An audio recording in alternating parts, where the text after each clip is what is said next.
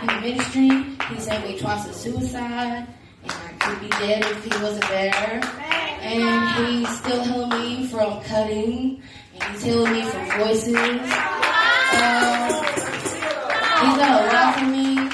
He's helped me when I didn't know he was there, and when I was in bad situations, or when I was a little kid, I got raped, and I'm glad I got just to that, and he was there to give me a big old hug.